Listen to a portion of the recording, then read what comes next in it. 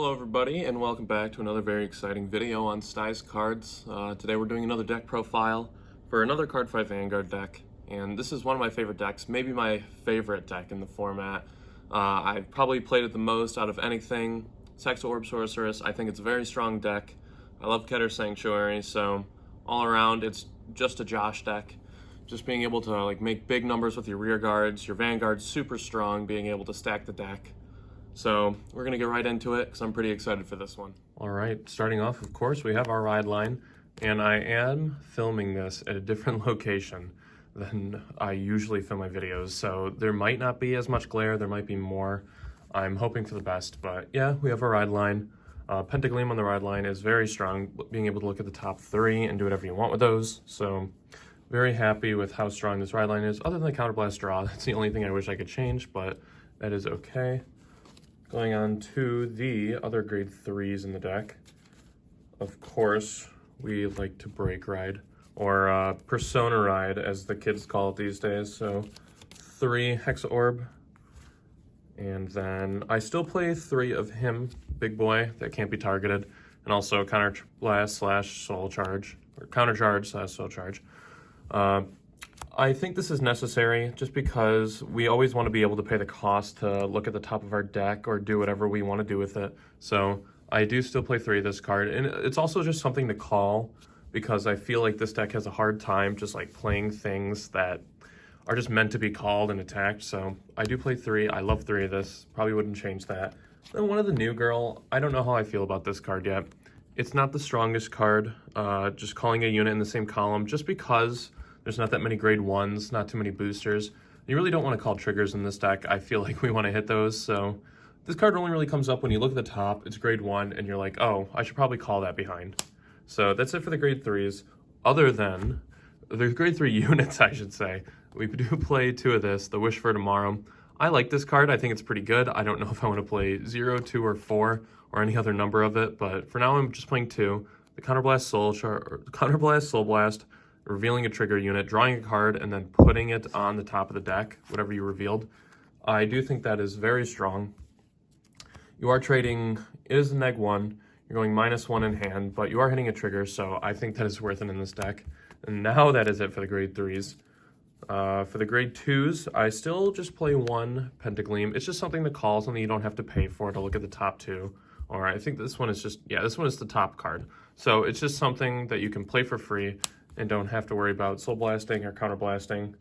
4 of our beautiful full art boy, Olwen. I think it's Olwen. I don't know. A lot of cards have weird names in this set now. Just looking at the top 2, doing whatever you want with them. Just putting them on the top in any order. Always good, always good. Pretty standard. And then for the new chick, oh, hit my tripod, very nice. If you don't know what she does, when it's placed in rear guard, if you have Hexaorb or Pentagleam, which is pretty cool, Soul Blast, look at the top 2, put them in any order. And then it gets a little bigger if you have Hexaorb. So just standard stuff that we like to do with this deck. Nothing crazy here. And that is it for the grade 2s. For the grade 1s, of course I play 4 Perfect Guard because Perfect Guards are necessary.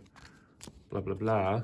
Yada, yada, yada. 2 of the Retire Rear Guard on that trigger check. You can get away with playing 0 this card. It's just a personal opinion. I like to play this card. I think it's good to be able to put stuff on the bottom of my opponent's deck that are on the rear guard circles, so I will continue to play 2. Maybe if better cards come out, I will play less, but for now, just 2. And it's nice to have something that you can boost with it. And then 2 of the new chick that searches Hexaorb. You're already looking through so many cards, so you're probably going to see a Hexaorb, so I don't think this is a necessary 4 of. And it's also just sometimes it's very annoying that you have to shuffle your deck. This is the only card in the deck that requires you to shuffle.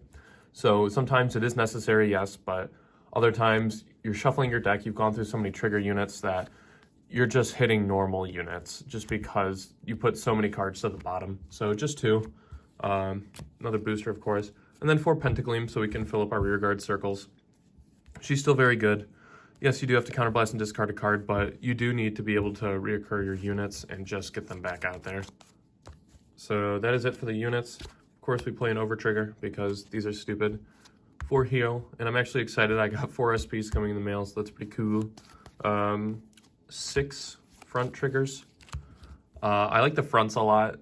another personal preference. A lot of stuff in this game at the moment is play the deck how you want, and you'll probably still win if you're playing like the core deck stuff. So this is just like, I like 6 fronts. I don't play draws anymore just because there's a lot of more cards that help you look through your deck. I used to play draws because you absolutely needed them, but I don't think so anymore. So the 6 fronts, and then I play 5 crits, and excuse my only having 2 of this one. I need to check the mail for today, and then of course we can play any other crit. But I like the extra guard, and I like the 5 crits and the 6 fronts. You're just producing like really big rear guard columns, so being able to just attack with those, a huge number, is awesome. And yeah, that is it for the deck. Here's the deck all laid out, nice and fancy.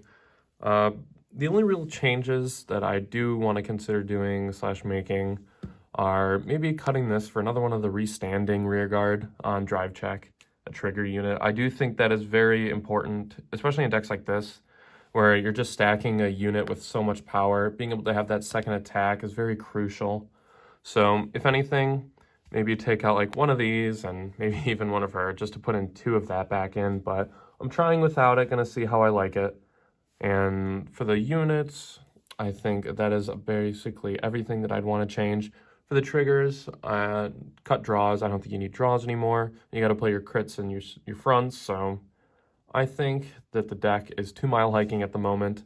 And as I said earlier, at this point in the game, you can kind of get away with doing a lot of different things.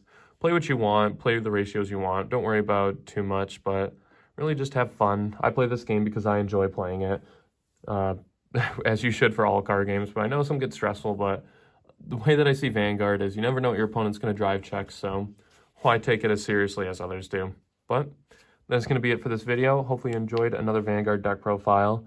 If you don't know what Vanguard is, or if you've never played it, thank you for watching this video that you cannot relate to. But for everybody else, have a good one. For those people too, have a good one as well. And I'll see you guys next time.